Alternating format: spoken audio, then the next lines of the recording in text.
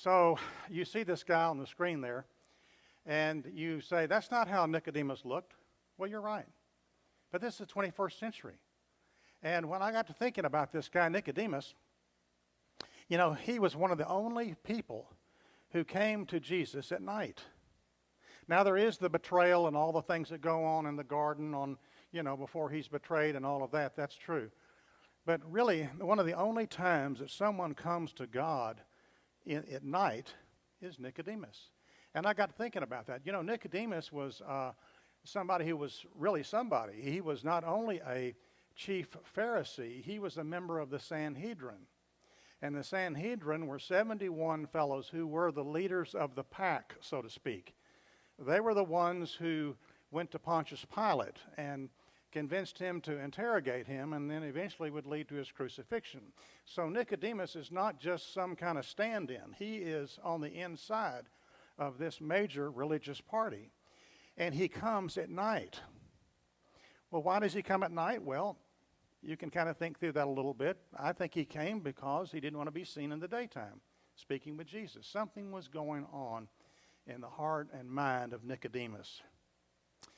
Okay, so where did this come from? Well, my wife and I'll have to be honest, we watch the Bond movies. We watch them from, Dr. No all the way to the very last one, No Time to Die.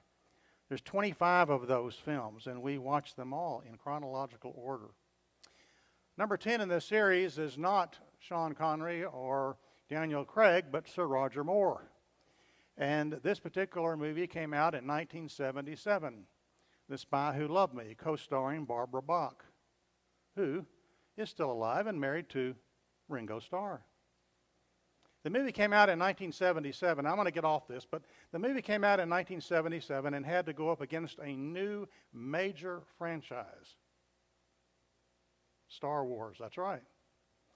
Anyway, this particular sermon does not follow the narrative or the storyline of The Spy Who Loved Me, but the title does, and that's where really this sermon came from.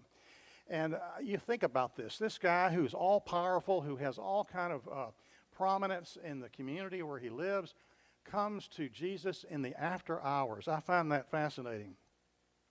When you read the full story of their conversation, you'll discover that Nicodemus has more than a passing fancy, because he gets into a significant, what we call nowadays kind of a critical or crucial conversation with Jesus. He's wanting to know more.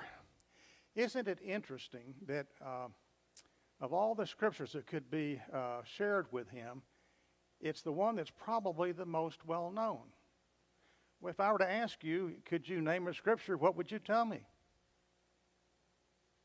John 3:16, for God so loved the world that he gave his only son, right? That's what he does. He doesn't do this with his family. He doesn't do it with his disciples. He doesn't use this in a sermon that he gives in the temple. He does this at night in the shadows and shares with Nicodemus what I think is probably for many of us the hallmark of Christianity. It's not to say that the other scriptures are not important, because they all are. But this John 3:16, for most of us, if we had to somehow, put it in a sentence or two, what is the Christian faith all about? This is it. And he comes to Nicodemus, and this is what Nicodemus learns about. And boy, if someone needed it, I think it was him. I think, Nicodemus, being that he's smart and all like that, he still has needs. He doesn't have it all figured out. He has struggles like all of us do.